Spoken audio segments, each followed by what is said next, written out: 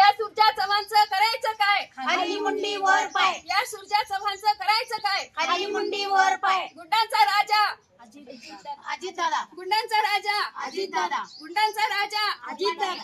या सुरजा चव्हाणचं करायचं काय? खाली मुंडी वर पाय. या माणिकराव कोकाटेचं करायचं काय? खाली मुंडी वर पाय. माणिकराव कोकाटेचं करायचं काय? खाली मुंडी वर पाय. गुंडांचा राजा गुंडांचा दादा अजित दादा. छत्रपती शिवाजी महाराज की जय. छत्रपती शिवाजी महाराज की जय. छत्रपती संभाजी महाराज की जय. छत्रपती संभाजी महाराज की जय.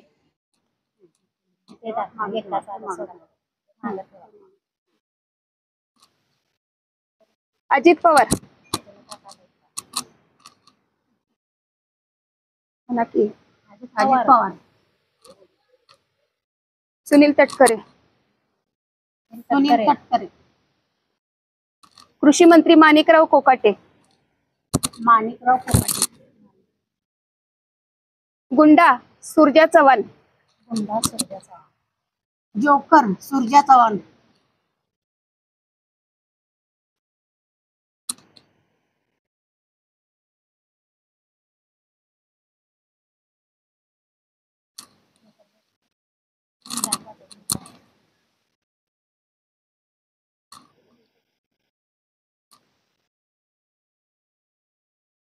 उपमुख्यमंत्री अजित पवार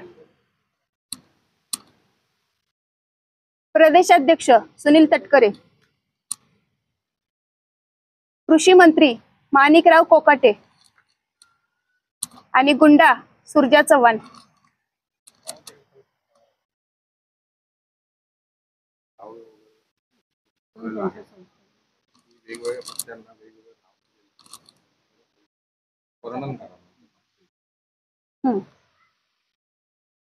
तर हा जो आहे सुरजा चव्हाण काल यांनी छावा संघटनेचे अध्यक्ष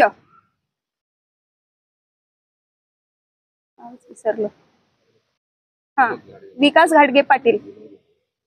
घाडगे पाटील याच्यावरती गाव गुंडांना घेऊन हल्ला केलेला आहे। तर त्याचं कारण आहे हे माणिकराव कोकाटे कृषी मंत्री राज्याचं हिवाळी अधिवेशन चालू आहे सभागृहामध्ये सभागृहामध्ये आणि त्या सभागृहामध्ये शेतकऱ्यांचे प्रश्न मांडायचे टाकून आपल्या राज्याचा कृषी मंत्री माणिकराव कोकाटे हा रम्मी खेळण्यामध्ये व्यस्त आहे। या महाराष्ट्राची इतकी वाईट दुर्दशा झालेली आहे आणि खास करून शेतकऱ्याची मार्च आणि एप्रिल महिन्यामध्ये जर सरासरी काढली तर जवळपास 4779 शेतकऱ्यांनी आत्महत्या केलेली आहे आणि रोजचा जर सरासरी रेट काढला तर 8 शेतकऱ्यांनी आत्महत्या केलेल्या आहेत आणि 9710 कोटी इतकं बजेट कृषी खात्याला दिलेलं आहे महाराष्ट्राच्या कृषी खात्याला। तर हा माणिक कोकाटे जो म्हणतोय तो ओसाड गावचा पाटील अशी कृषी मंत्र्याची अवस्था आहे असं म्हणतोय। तर एवढं बजेट असताना सुद्धा हा म्हणतोय की मी ओसाड गावचा पाटील आहे। मग हा असा बेफिकीर कृषी मंत्री जर आपल्या महाराष्ट्राला लाभलेला असेल जो अधिवेशनामध्ये विधिमंडळामध्ये बसून सभागृहात बसून ऑनलाईन रमी जर खेळत असेल तर काय उपयोग आहे अशा कृषी मंत्र्याचा।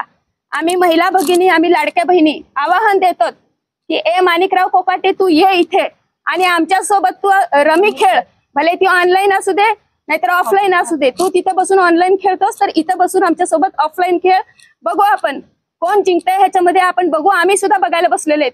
आज राज्याची इतकी वाईट अवस्था आहे मागच्या आठवड्यात बघितलंय आपण संभाजी ब्रिगेडच्या सुद्धा एका प्रदेशाध्यक्षांवरती शाई फेकलेली आहे।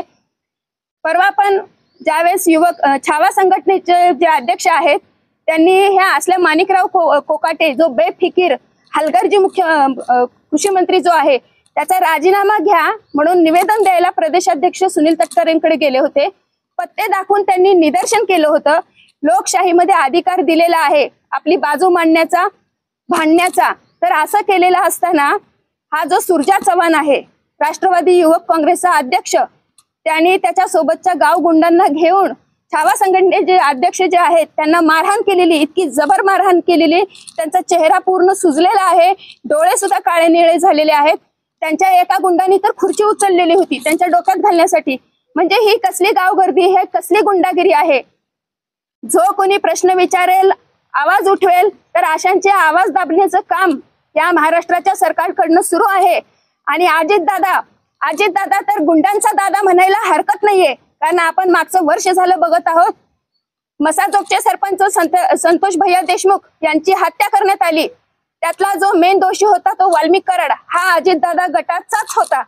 मागच्या महिना 2 महिन्याखाली पुण्यामध्ये वैष्णवी हागवणे आत्महत्या प्रकरण झालं. त्यामध्ये तिला त्रास देणारा तिचा सासरा जो होता तो देखील अजित पवार गटाचाच एक कार्यकर्ता होता.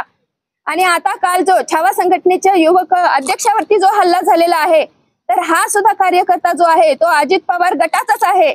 यांना राज्य सांभाळण्यासाठी खुर्च्या दिलेल्या आहेत आणि हे जे राज्यकर्ते आहेत हे जर असे गाव गुंडांना पोसत असतील तर जनतेने प्रश्न मांडायचे कुणापुढे? म्हणजे आवाज करायला गेलं की त्या ठिकाणी मार द्यायचा, निवेदन द्यायला गेलं की निवेदनाचं उत्तर हे लाठी काठी बुक्क्या ह्याच्यामधनं जर उत्तर मिळत असेल तर अशा मंत्र्यांना खुर्चीवर बसवण्यात अर्थ काय?